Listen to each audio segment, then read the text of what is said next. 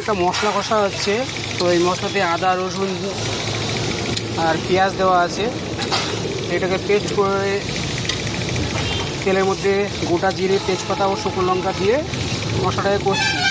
এই মশলাটা রান্না হবে মুরগির মাংস ও খাসির মাংস।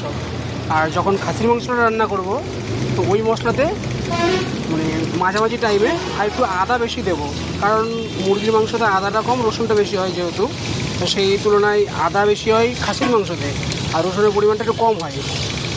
খাসির মাংসতে একটু আদাটা বেশি দিলে ওর ফ্লেভারটা খুব সুন্দর আসে। আর দেওয়ার টাইমটা হচ্ছে কি মাংসটা যখন একটু হাফ কষে আসবে তখন ওই আদাটা একটু কিছুটা দেওয়া উচিত, তাহলে কি আদার যে একটা ফ্লেভার থাকে সেটা মুরগির মাংস খুব অ্যাবজর্ব করে। আমি মশলাটা কষে নিই আর এদিকে তেলটা গরম হলে আমি মাংসগুলোকে ছাড়বো। মশলাটা কষা হয়ে এসছে আর এদিকে তেলটা গরম হয়ে গেছে, তো এবার খাসি মাংসটা ছেড়ে দেবো। এখানে 2.5 কিলো খাসির মাংস আছে।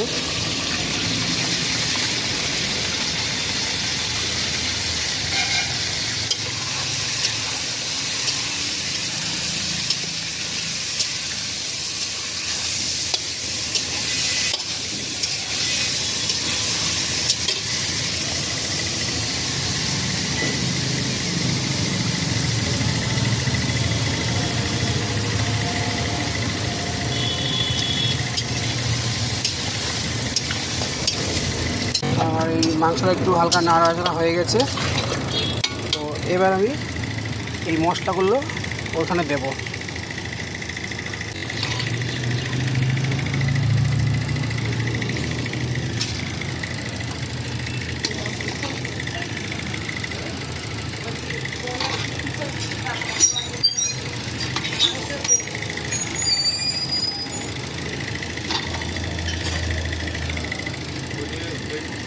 মাটনটা কষা রেডি চলছে এখন, একদিকে মাটন চলছে আর একদিকে চিকেন চলছে।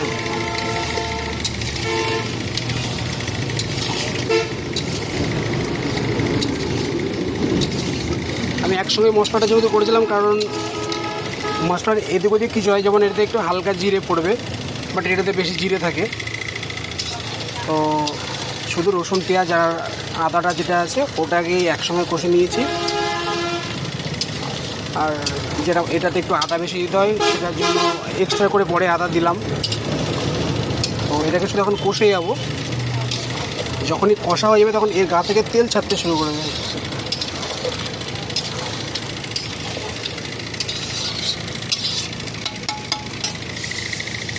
যেমন এটা থেকে যেমন তেল ছাড়ছে,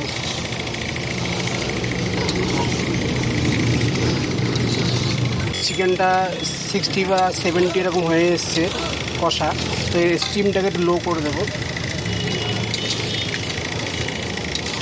আর এদিকে আমার মাটনটা কষা হচ্ছে, এর গা থেকে তেল ছাড়ছে, এই তেলেই কষবে জিনিসটাকে।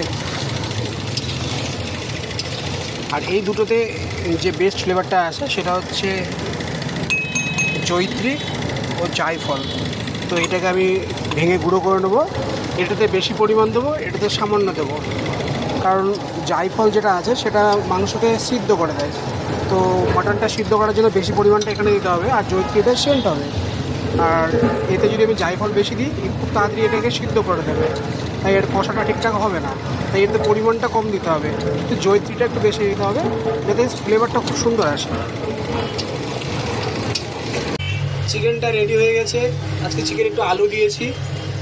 এবার মাটনটা সেদ্ধ হয়ে গেলে দেখাবো কত গ্রেভিটা। আর ওখান থেকে মাটনটা তুলে আমি ওই গ্রেভি সমেত হালকা জল দিয়ে একটু সিদ্ধ করে নিয়েছি, যাতে কী হয় অনেকে সিদ্ধ করতে গিয়ে লেগে যায় বা কিছু হয়, সব নয়। এই যে এখানে হচ্ছে সিদ্ধ হয়ে গেছে, কারণ আমার কষা মাংসটা সিদ্ধ করেছি আর এই মশলাটা রেখে দিয়েছিলাম, কারণ পুরো মশলা দিইনি, কারণ তাহলে হলে প্রেশার কুকারের নিচে লেগে যায়। এই মশলাটা এদিকে রেডি হয়ে যাবে, এবার আমি মাটনটার মধ্যে দিয়ে দেবো, ভালো করে ফোটাবো।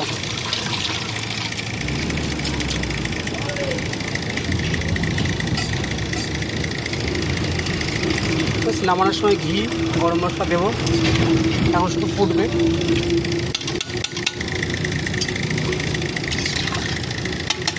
দিলে কী হয়, আমার মাটনটা ঠিকঠাক সেদ্ধ হয় আর ভেতরের লবণের ফ্লেভার ঝাল সবই ঠিক থাকে আর মশলাগুলো পড়ে না। হচ্ছে মাটনটা দেখুন